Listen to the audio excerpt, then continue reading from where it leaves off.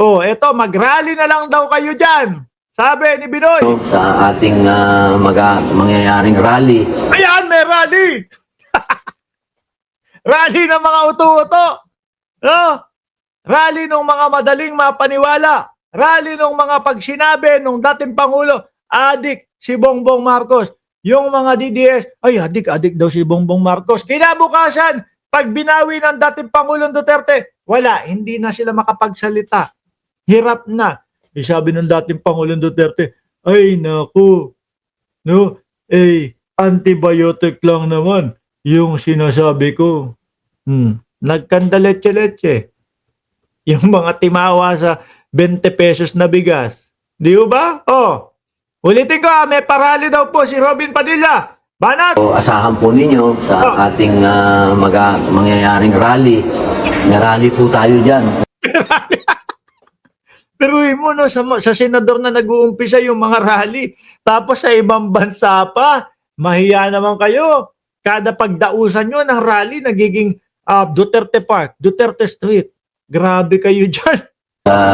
Kaya wala akong tumanggap-tanggap sa dating Pangulong Duterte. Yan ang mapapalaho nila. Tanggapin ng Australia ang dating Pangulong Duterte, kukup-kupin nila, ililipat sa Australia. Wag na nga. Baka mag-rally-rally pa kayo dito, kahit dadalawan po kayo. Oh, masakit pa di sa ulo ng aming kapulisan niya mga ganyan. Di ba? Oh, hoy Robin, liit ng kutin mo, lutang ka lang. Sabi yan ni Joel ng Ceresa Force, ha? Hindi ako may sabi, Robin, binasa ko lang. Oh. Bago ang 20 yata yun, September 20. Nandyan po ako, inshallah. Ayun oy, meron daw, year 2022 daw, si Bongbong Marcos nagpa-rehab daw bago Yan ang mga gusto ko sa mga DDS no? Basta sabi lang, okay na yun, no? Sabi daw dun. Tanungin mo, sino may sabi? Sabi dun Okay na, nagpa-rehab daw dito sa Germany ang ating Pangulo. Sabi yun ni Chalap, Chalap, bakit hindi ka kaya gumawa ng vlog mo? Tapos ganyan ang itapik mo. No? Tingnan natin kung gaano kadami ang maniniwala at mapapaniwala mo. With matching explanation din dapat yan. Para mapaniwala mo yung mga kapwa natin Pilipino. Di ba? Sabi ni Ma'am Ralis Carlenga, hala, may pakulo na naman. Alam niyo naman yung mga DDS. No? Oh, wala na yung 20 pesos na ibigas. Naisubo na sa mga bunganga nila. Iba naman. Balik naman tayo doon sa nagdodroga ang dating si Pangulong Bongbong Marcos. Iikot-ikot lang ho yan, mga bossing. O, rally, game, Binoy! Makita-kita tayo ulit. Huwag po tayong bibita. Wala, alis na naman si Binoy.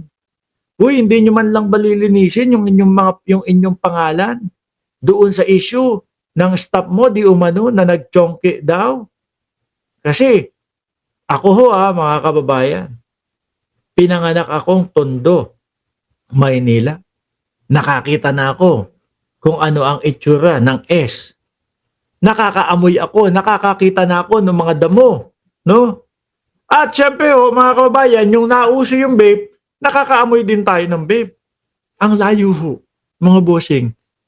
Ang layo ng pinagkaiba ng amoy ng vape at noong chongke, mga boss. At doon naman po sa mga kababayan natin na hindi man kayo Tatay Digong. Hindi talaga. No? Hindi talaga. Simula nung mangupal ang dating Pangulong Duterte at simula ng puro kasinungalingan ang kanyang sinasabi. Di ba? Hindi na kami humanga dyan sa tao na yan.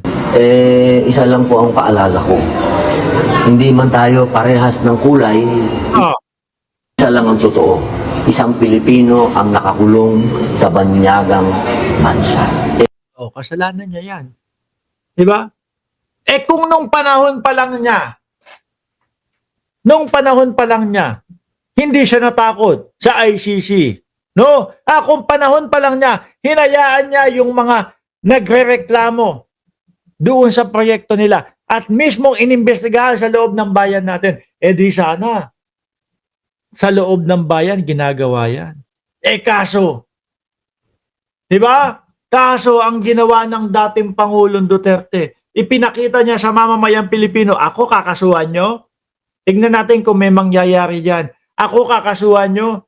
Tingnan natin kung iimbestigahan ako. Yun ang pinakita, di ba? Kaya ang ginawa ng mga kapwa natin Pilipino na yung kanilang mga kaanak, mahal sa buhay, ay biktima ng laban kontra droga, wala tayong mapapala dito sa gobyerno ni Duterte. Siya ang ating siya ang ating irereklamo. No? Tapos siya ang nasa kapangyarihan. Pumunta tayo doon sa ICC. Total naman, tayo ay kabilang sa ICC nung mga panahon na yun. Nung pumunta nga sila doon sa ICC nung nalaman na ni Digong naiimbestigahan siya, ano ginawa? Kumalas. Halatang natatakot. Di ba? Kasi kung ikaw, yung iniimbestigahan at alam mo sa sarili mo na wala kang ginawang mali, haharapin mo yun. Di ba? Haharapin mo yun. Kaso wala, umalis. O ngayon, ang masamang ending sa kanya nito is hindi siya makabalik. Bakit? Hinihingi ninyo si dating Pangulong Duterte sa ICC. Ano sagot sa inyo ng ICC? Ay, hindi naman kayo miyembro ng ICC. Hindi naman kayo miyembro ng ICC. Bakit namin ibabalik diyan? Kaya nga ang ginagawa ni Koopman, di ba? Interim release. Yun ay kung may sasalo na bansa kay dating Pangulong Duterte. Pero kung wala, sorry. Pasensya na. Di ba? Wala. Mag-i-stay doon ang dating Pangulong Duterte. Paano naman kasi paano tatanggapin niya? Yan ang ginagawa nila, parali-rally. Kada matungtungan nila na pagdadausan ng kanilang rally, magiging Duterte magiging Duterte yung pangalan nung tinungtungan nila at pinagdausan ng rally. Di ba? Sabi ni Lord Delina, hi Boss Mark, hi din po, ma'am. At nandiyan din si Alex Balikana, walang alam yan. Si Robin Padilla. Sabi ni Ganing Archola, talo sa utak si Digong kay Trillanes. Nandiyan si Lani Uy, visit ka, umalis ka sa Pilipinas, doon ka sa China, mag-enlist ka, maging Chinese soldier ka.